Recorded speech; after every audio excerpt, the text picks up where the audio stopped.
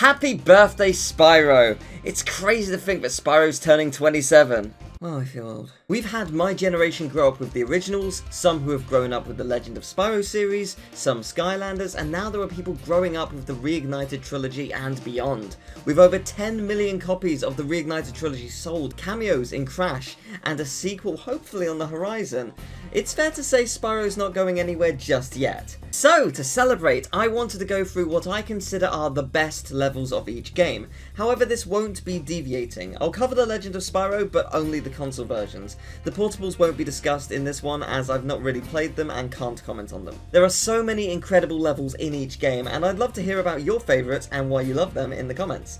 But with the intro over, let's begin with the game that started it all. Spyro the Dragon, and the level I've chosen is Metalhead. Possibly not the level people go to as their favourite, and oh boy, any level is valid, but for me, this was the level that taught me about how to hide secrets. Other than the fact it's just a fun level with an awesome boss, the secret under the waterway stumped me and blew me away as a small child. Discovering that was absolutely mind-blowing, and then I found the secret behind the waterfall, because every great game has a secret behind the waterfall. Spyro 2 Metropolis. Simply put, I adore the theming of this level. It is a visual delight. The enemies are weird, although I guess you could argue normal by this game's standards. You get to fight an ox on an ice rink and take to the skies to wipe out the UFOs. What a joy.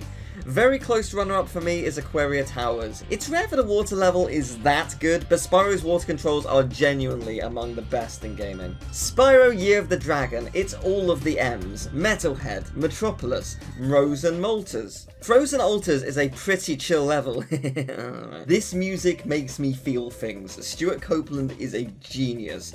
You get the ice breath for the level, you get to scale the world's height with some fun glide platforming, you get to have a Yeti boxing fight, and take part in cat hockey, which culminates in one of my top 3 Dragon Eggs. It's between this, the twins, and Jonah in the whale. You get to go into a whale, how cool is that? Spyro Enter the Dragonfly could be good, and you see that with some of its levels.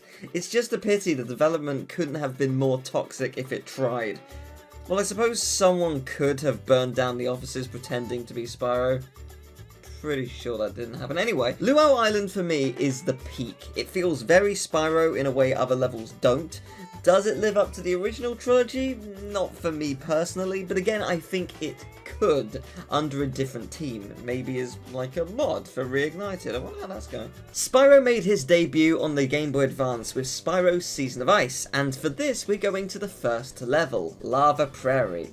Season of Ice has some excellent ideas, but the level design unfortunately suffers from being too confusing to tell where you're gliding to and at what height the platform you're gliding to will be. Fortunately, in this level, that's not the case. It's fun, the music is a bop, and I remember it fondly even now. There were some mid to late game contenders, but this is the one that makes me happy to think about. The Speedways do not. Spyro Season of Flame. What's wonderful about Spyro as a franchise is every game has such diverse levels and themes, and I think that's already reflected in how every level I've chosen has been drastically different, and that trend doesn't stop here. Haunted Hills is such a fun vibe. There's a lot of awesome levels in this game, and actually I think whilst different, this game can rival the original trilogy. Haunted Hills is one of those levels you play and just lose yourself in. It's such a fun time, you just don't think about it and enjoy it until you leave. Can't really say that about Spyro Orange though. Dear God, what a mess. My favourite level is the Crash boss, because I throw a Molotov cocktail at Crash's gormless face. Sorry, I skipped a game to make that joke. Spyro Adventure, also known as Spyro Attack of the Rhynocs. This game is awesome. It's personally my favourite of the Game Boy Advance games, and I really like what it does with the whole collection design. It's a little Metroidvania-like, and I dig it. The most interesting level is for sure Moneybags' mansion, as you actually get to visit his detestable wealth and his cursed child, but my favourite level is the Fairy Library. It's a lovely, chill vibe. You know what? There aren't enough library levels. Let's make that a thing. The soundtrack to this game is honestly one of my favourites in the series and doesn't get enough credit. This game rules, and I'm glad I've had this excuse to sing its praises. Before we move back to the main console stuff, let's look at the final portable game with Spyro Shadow Legacy on the DS. I personally didn't gel with this one too much, but I like the Dragon Realms. It's technically a bunch of levels, but you could argue it's one big level with different districts. I like how it all blends together, and you even get to go to Cliff Town. It's very different from Spyro 1, but it's still cool. And speaking of blending things together, hello Spyro A Hero's Tale. Oh man, I love this game. The way all the levels connect seamlessly brings me so much joy. Excellent level design, solid jokes for the most part, and that soundtrack, So, Sunken Ruins. Sewer levels are awesome and underappreciated, and this one speaks to me.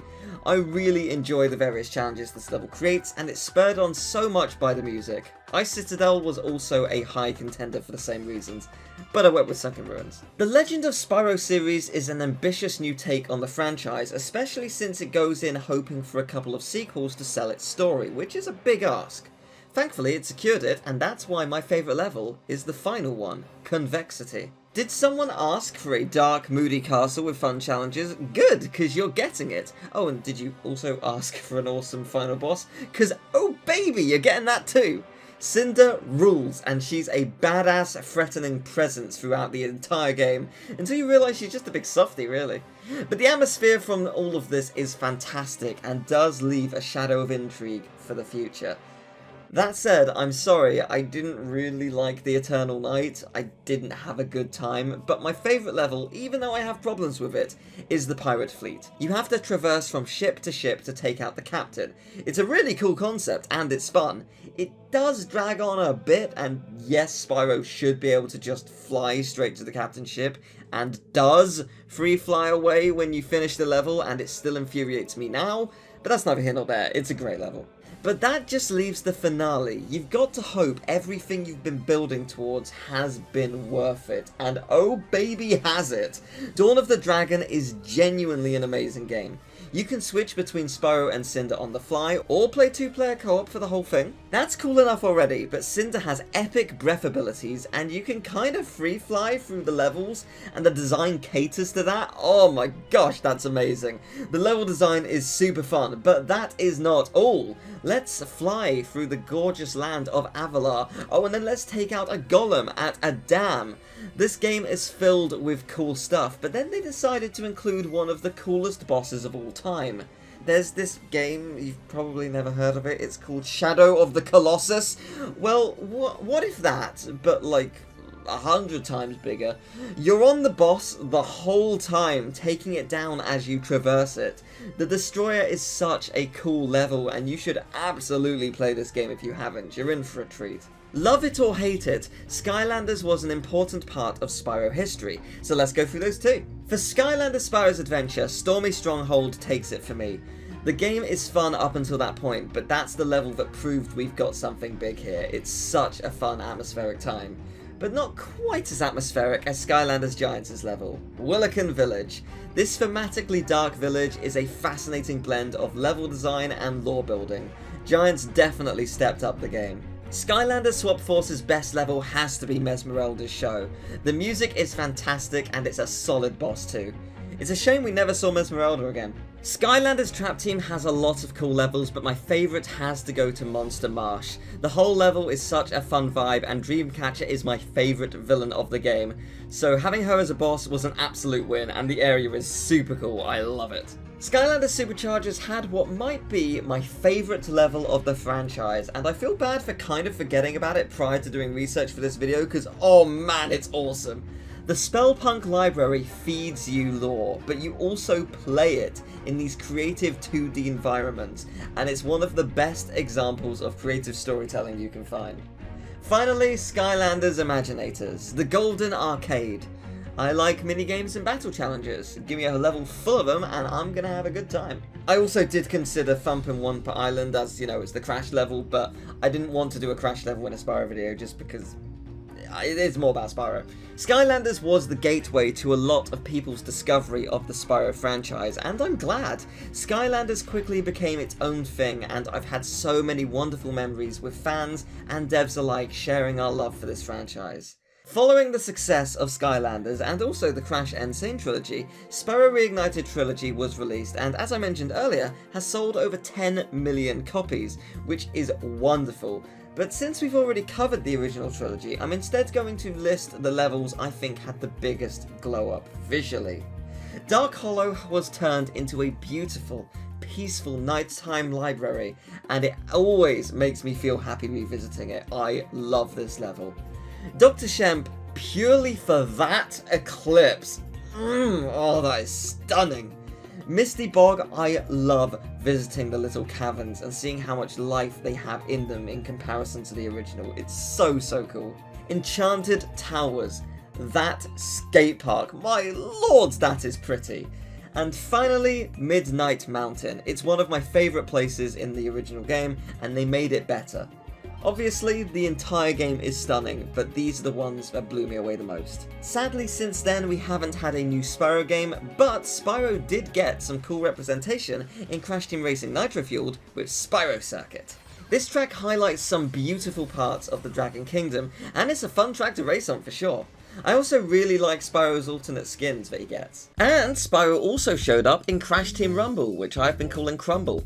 Yeah, I really love Spyro, Ripto, and Alora's inclusion, and the couple of stages that were included as part of it. It was a really fun event, and it's a shame that the game's kind of died now, but I had a good time with it, and playing as Alora was super cool. So, yeah, I love that kind of thing. And I hope we get to see more Spyro representation in the future. Or you know, a new game. That would be nice. Please make a new game. Spyro has changed so many lives. Whether you became a fan through the originals, or The Legend of Spyro, or Skylanders, or even Shadow Legacy, it's great to share the love of Spyro. Tell me, what is your favourite game, your favourite level, your favourite memory of Spyro? I would love to know. It's always nice to hear stories of how people fell in love with their favourite characters. Thank you very much for watching this video. I hope you enjoyed it. If you did, I'd very much appreciate it if you would leave a like, subscribe, maybe share the video around. Thank you very much for watching. Take care. Bye-bye.